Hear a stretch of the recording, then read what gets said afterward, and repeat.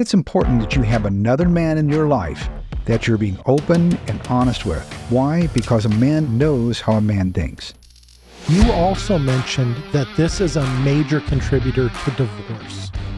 Yes. And I imagine half of that problem is that men withhold this information, or women in cases where they're involved in this. They withhold this information from their spouse out of fear of being exposed, out of fear of it opening a wide wound. And then once the wound is open, it's very hard to cure that betrayal of trust, right? How should married couples address this issue? I'm gonna start at the end of what your question was, and then Sure. I think it was, once the secret's out, what do we do? Well, there can be a tendency for a man to trickle down confessions, little by little by little. And I want to say that causes much more pain and damage. It destroys much more trust. So let's not do that. Now, within the Victory App by Covenant Eyes, there's a course in there that talks about a safe process for safe disclosure.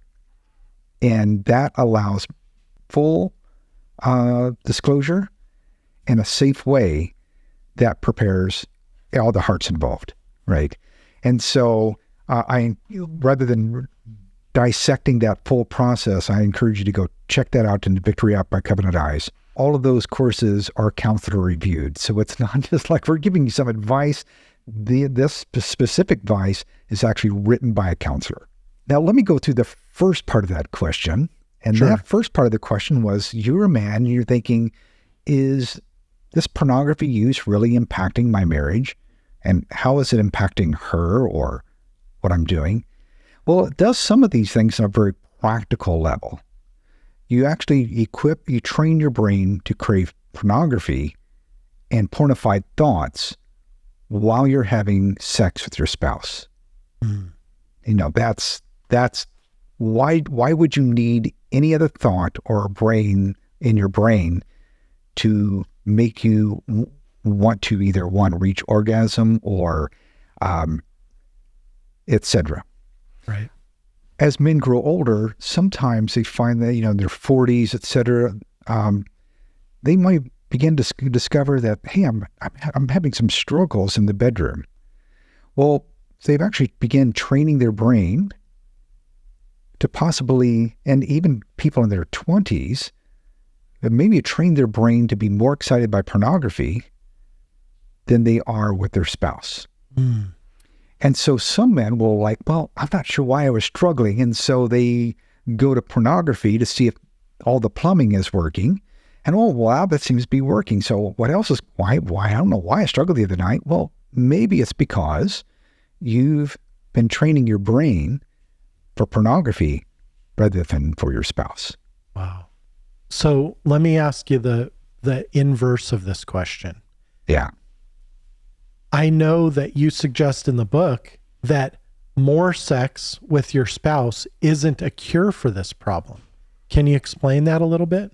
Across the board, a number of counselors will say that 30 to 60 to 90 days of abstinence, both from masturbation as well as sex in general, is a good reboot so that you are more focused on your spouse in all of its forms of intimacy, whether it's a walk, a conversation, all these kinds of things, because it takes about 14 days to reset the neurochemistry that's been craving pornography and masturbation, all right? About 14 days to reset that neurochemistry.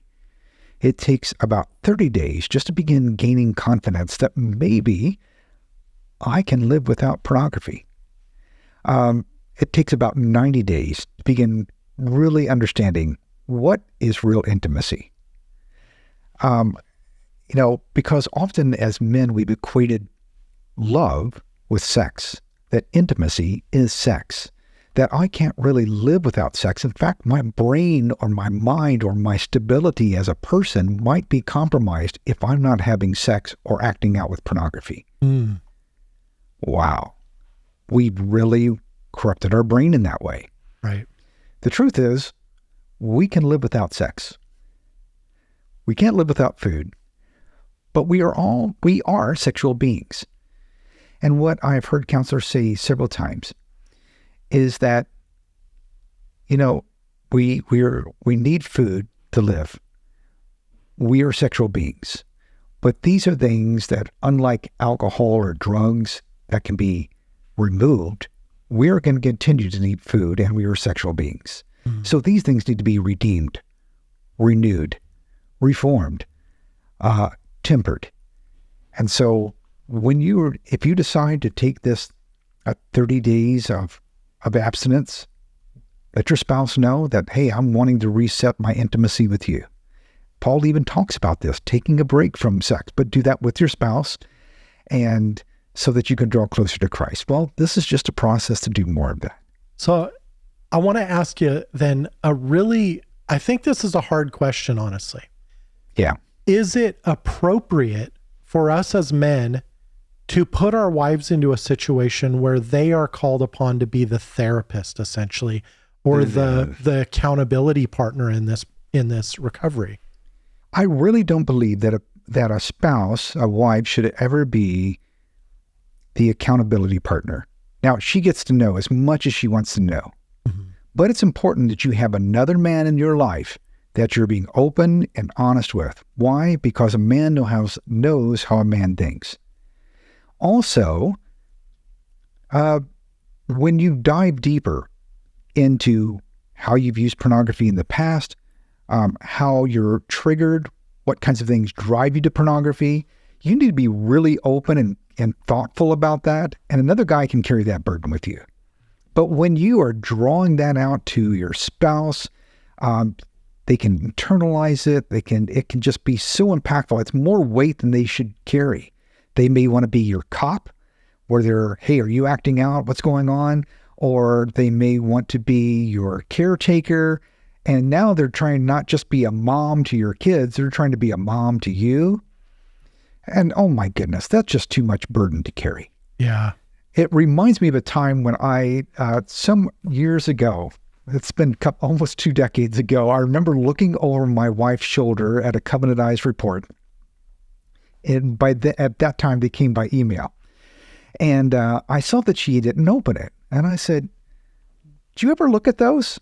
And she goes, "No, that's what I got Brian for." You see, that wasn't a weight that she had to carry.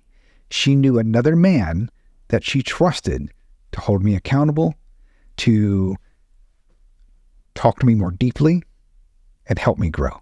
Now, that is so, so important to take that weight off her shoulders.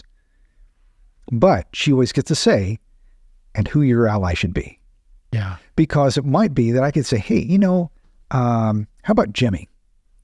Jimmy would be a good ally for me, don't you think?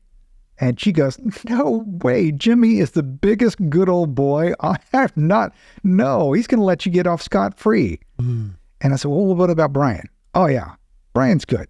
I have faith in Brian that he's going to really walk alongside you."